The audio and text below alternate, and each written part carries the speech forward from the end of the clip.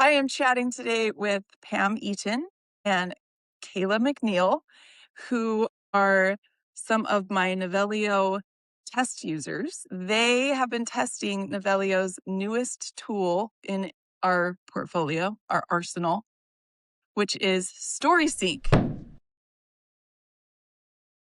We're going to see how it went for them and how they felt about it, how it is helping their writing process. Story Sync is Novelio's newest tool, which acts as a literary analyst, beta reader, data formatter.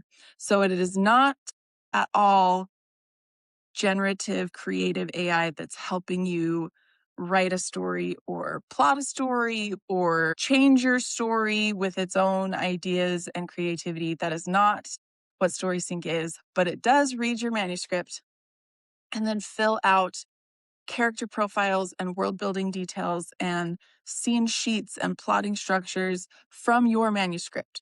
And so it takes your work and it outlines the data in a way that's easier to read from an outsider's perspective. And so you can go through and look at, here is everything that was said about your character in your manuscript in this profile. And you can look through that and be like, oh, I'm so glad that that came through to a reader. Or that is not what I intended. I need to write that a little bit differently because I actually intended for their wound to be blah, blah, blah, blah, blah. And so it is a analytical data formatter to help you see your own story more clearly. So first, let's start with Kayla. If you could tell me, what were you expecting before you used StorySeek? Okay, so I used StorySync on a book that I've been working on for, I swear, like 8 years. And so I know it very, very well. I've done it outline after outline, including an outline in Novelio using other features. And so when I put it through StorySync, I was hoping it would just kind of spit out a few questions if there was like plot holes or whatever, but I wasn't expecting to really find anything new or anything that I hadn't crossed my mind before. But then when I did run it through StorySync, it met expectations spectacularly with telling me what, like, if there were any like little glitches, little things that I need to focus on. And there was one that I was like, in all my years of working on this book, I have never considered that. And so, but it pulled from this idea, this idea, this idea, and how it was all weaving together. It just was telling me one little thread that I hadn't quite connected. And so I was not expecting it to tell me things about my story that I didn't remember that were there, but not in the right place, if that makes sense.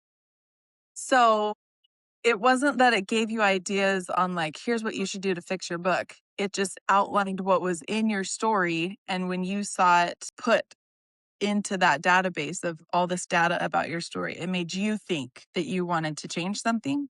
Yes, because what it was telling me was that there was a character who was interacting with another. I mean, there's ghosts in my story. Okay, so there was a character that was interacting with a ghost, and I had explained something so well about why this character could hear this person, but it had not explained why they could touch them, and nobody else could. And so it was pulling all of my ideas and my world building that I had put in place, but it was like there's this little world building gap.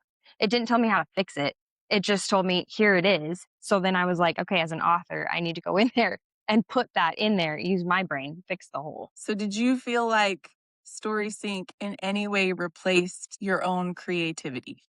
No, not at all. Because StorySync didn't give me any suggestions. It didn't tell me, like, you should fix this by doing this, or you should put a character here, or you should, fix this, like make this setting more gothic or anything like that. It just highlighted a hole that theoretically really good beta reader or someone could find, or an editor could find. All right, awesome. Yeah. Pam, what were your expectations before you used StorySync?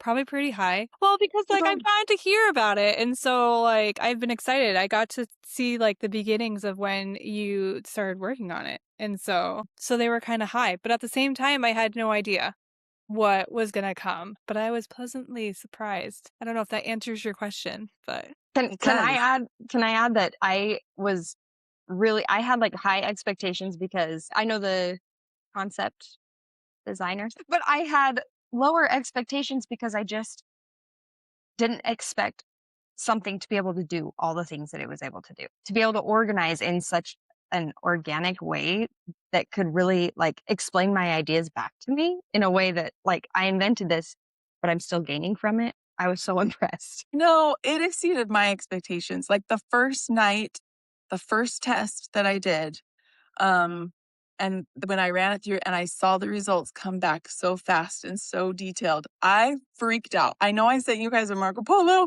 but I was like running through my house screaming that I could not believe that that had worked as well as it did. And then every couple of weeks when we would test it again and again and improve and improve and improve, it just kept getting better. It has exceeded my own expectations that here's what was building and what I thought that it could do, and it went better. It's kind of cool. Anyway, so, okay, how do you guys feel about AI in the writing and publishing industry? This is like one of the most divisive topics in the writing world. Everyone has an opinion, and that's fine. I think that's great. I don't think it's a black and white. I don't find AI to be black and white in some areas. And like AI is not going anywhere, but it's never going to write my work. Does that make sense? It's not going to write my books. I don't let it do my cover designs, but that's me. I want to find a way to use it like responsibly but smartly. It's not going to give me my ideas. It's not going to like take away that creative process that I am working on, that talent that I'm trying to encourage. But is there ways that I can use it that make sense? So like with Story Sync, like I need to write the third book in a series and I cannot remember book 1. Really can't remember book 2 really well. My brain just doesn't want to do that for me. And so to be able to have something that organizes those books for me and it breaks it down by scenes and characters and it's not generating information. It's just literally like organizing all the work that I've already done has been super helpful. So I know what I need to hit next. Like I remember, okay, this happened in this chapter in book 1, and then I touched again later on this in book 2. I need to make sure that that theme carries through book 3. And it's just works for my brain. And I am not a detailed plotter. I am not. And so that helps me a lot. But it's not writing book 3 for me. It's just telling me what I already wrote in book 1 and 2. And like, I know what I need to do for book 3. So I've been with Novelio since before Story Sync was coming around, just when it was like plotting templates and all that stuff, and loved it then. And Tara, poor Tara, had to listen to me ask her so many questions about the AI involved in all this because I come from a space that's very defensive of like, I mean, we all do this creative genius like that we get to be a part of and using our brains to create. And I just wanted so bad and do still want to defend that like creative muscle. And so I was really worried when it was time to like test Story Sync. I was like, I don't think I'm going to participate. And then I asked Tara so many times and so many questions, and she probably was like, I'm not listening to your texts anymore. But it was like, who is storing this? Where am I feeding my manuscript script to? And all of these questions about like, and is it generating things? Is it going to tell me stuff? And you know, accidentally give me ideas and teach my brain to be lazy. And so when it came time to actually do it, and she had answered my plethora of questions, and I felt comfortable feeding it in, I hit that submit button and I was like, okay, here we go. But just watching the results come back and feeling no like prodding in one direction or another, or like, if you write a sequel, you should include XYZ. It wasn't there was no suggestive stuff like that, but just for to have it come and be like, here is your like, you've had lots of children and you don't remember all the things, and sometimes your brain has a hard time remembering. Here's the outline and here's all the things that you have put together and put it in an order that made sense to me. It started to feel much less threatening and much more like a tool. Like, this is what AI is supposed to do in the creative space. It's not supposed to give us ideas, it's supposed to work for us so that we can use our ideas more efficiently. I love that. But there's this outrage over AI in the author world. And I don't think that all AI is created equal. Or I think there's a big difference between creative generative AI and data analytics, Yeah. just analyzation and sorting data and putting it in a database and formatting it in a way that saves you time and helps you understand what you've already done. So it sounds like Pam was using it in, hey, I'm working on book 3, so I'm going to use this to look back over books 1 and 2 and see my story arcs and see my character arcs and see what I did about this plot thread or whatever in these books to now help get my brain in the right space and remember all the things so I can now write book 3. But it sounds like Kayla, you had used it to, here's my manuscript draft and let me see what I wrote so far. And then now that I'm seeing my data and my story, I'm starting to notice like, hey, there's this plot hole that I want to do before I publish. Is that Yeah, yeah, because accurate? mine's just a standalone novel and coming up on publication. It was like an extra last ditch effort to make sure that I went and made sure everything it was as perfect as it could be. So it's like the pre-beta reader, beta reader. Yes. Yeah. To save my beta readers from having to be like, you missed this and this and this. It's like it gives me a chance to catch those things before they have to suffer through it. And it doesn't replace like, hey, because I uploaded a different manuscript in that's like 3/4 of the way done because I'm just having a hard time with this book. And it doesn't, I'm not using it to replace like a developmental edit. Like that's not what it's doing. It's doing it to see where I am.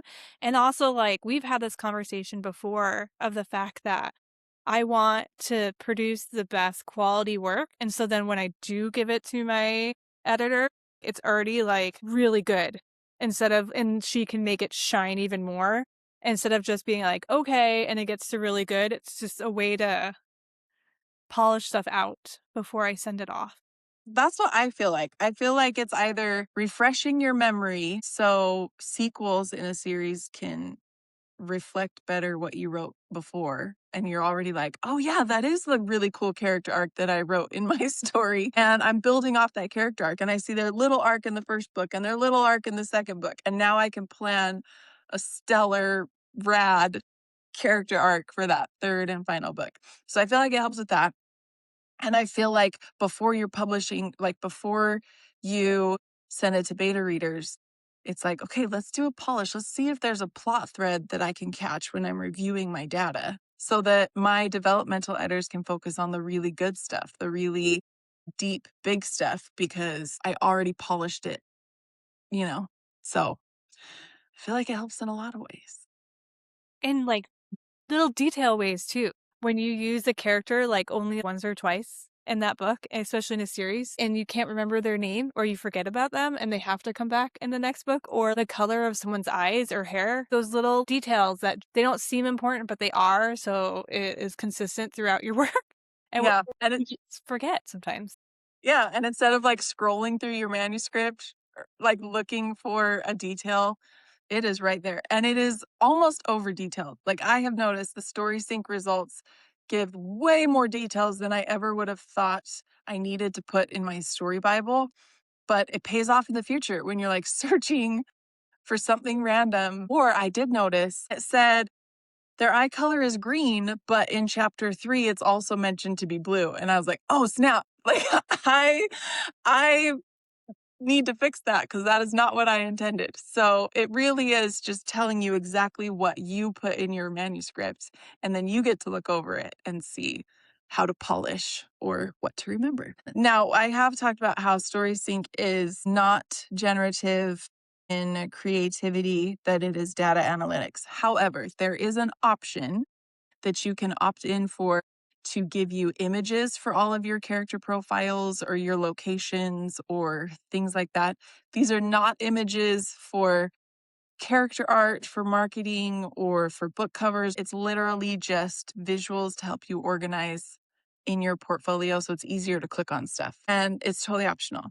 But because it's AI and everything is the first run, It is looking at everything you've ever said about that character in that story, and then it compiles a prompt that it thinks will give you a great image, and then it spits out 100 images for your story, one for all of your characters and all of your locations, and we should admit that some of those were pretty funny. My personal favorite is, isn't it like every time someone's eyes are green, they're like glowing? My favorite is one of my characters had a bulletproof vest on, but it was like a crop top bulletproof vest, and I'm like, I don't. And he didn't have a shirt on underneath, and I was like, what is happening? Did I So did I describe your it wrong? shirts, people. Yeah, Describe your shirt. yeah.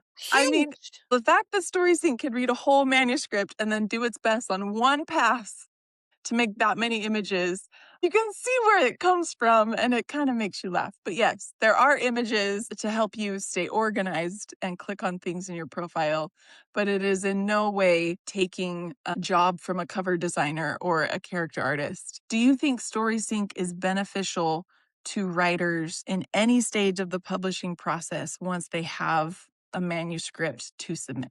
Yeah. I mean, I've used it in 2 different stages. I've used it with 2 books that are already done and published, so I can look at book 3. And then like I said, I used it in a book that's like 75% the way done. And it's for different reasons, right? In the sense that to organize for the one that's like not fully done, it's to organize where my thoughts are, where my story is going, so I can see it laid out. It's like the pantser's dream because I don't actually have to do the plotting.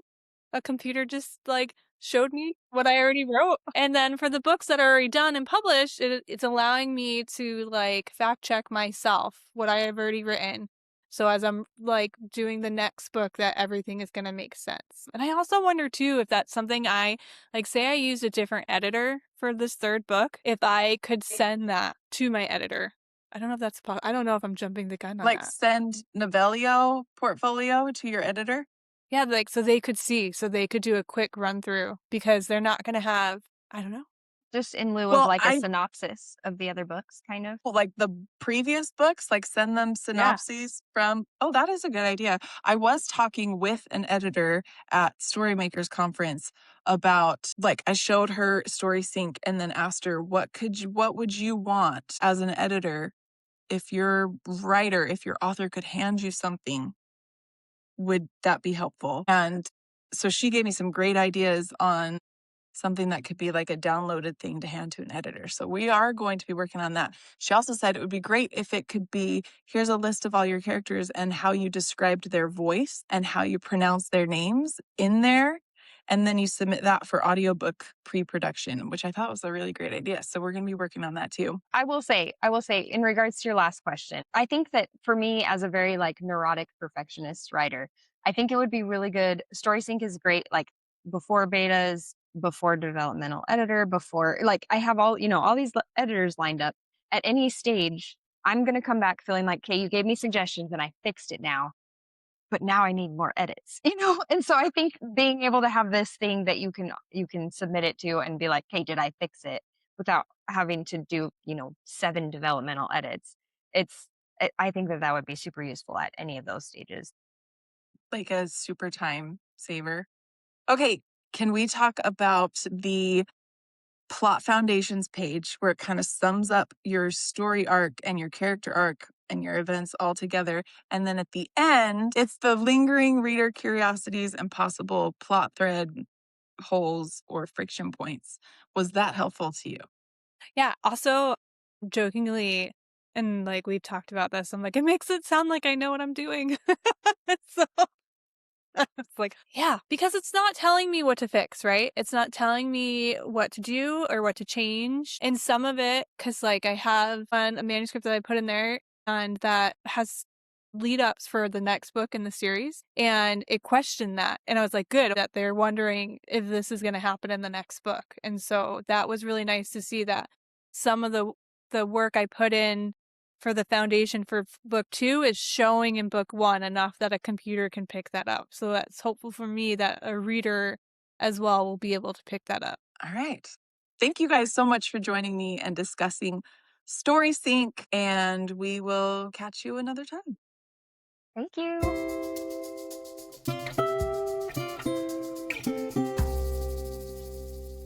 next time do do one of these on spice or no spice and Oh my gosh. oh my gosh.